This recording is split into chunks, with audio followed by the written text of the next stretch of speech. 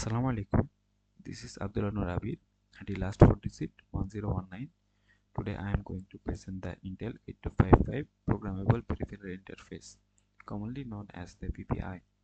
In the world of microprocessors like the 8086, the CPU is the brain, but it cannot function in isolation.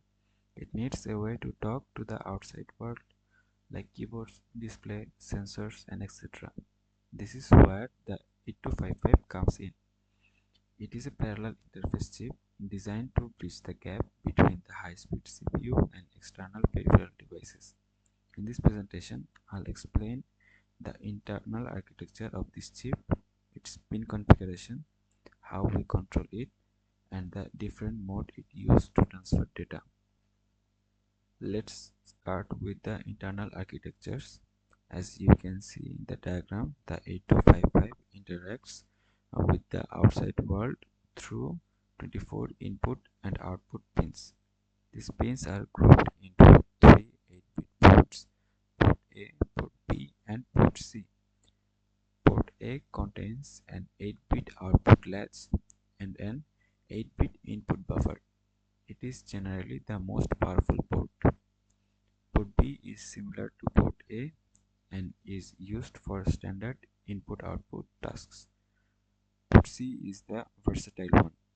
It can be used as a simple 8-bit data port, or it can be split into two 4-bit helps, port C upper and port C lower. Internally, these ports are managed by two control blocks. Group A control handles port A and the upper part of port C, while Group B control handles port B and the lower part of C. This grouping is essential for how we program the chip.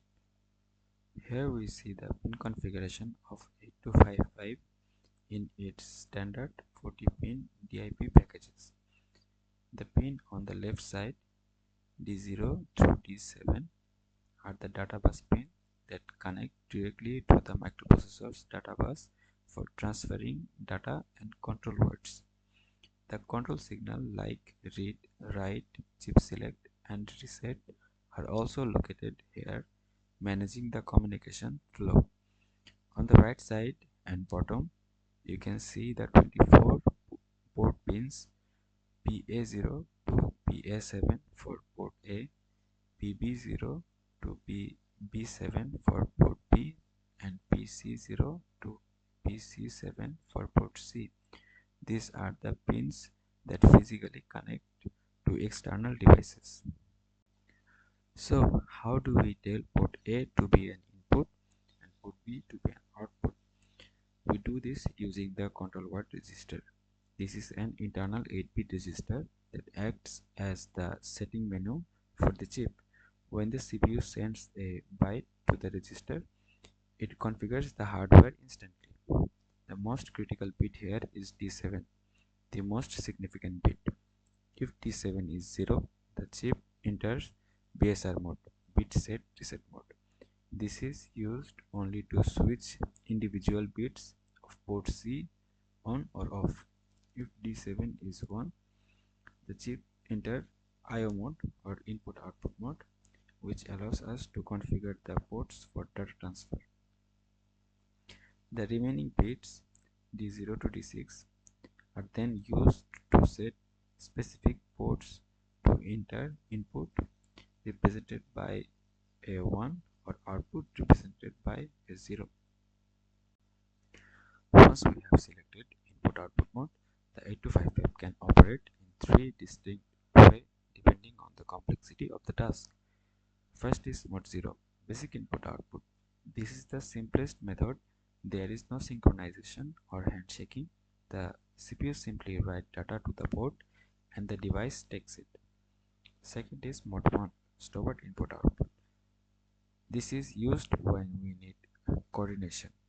In this mode, port A or B handle the data, while pins from port C acts as control signals, telling the device when the data is ready.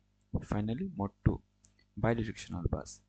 This mode uses port A to transmit or receive data on the same wire allowing for two-way communication. To summarize, the 8255 PPI provides a flexible, programmable way for the CPU to interact with the environment.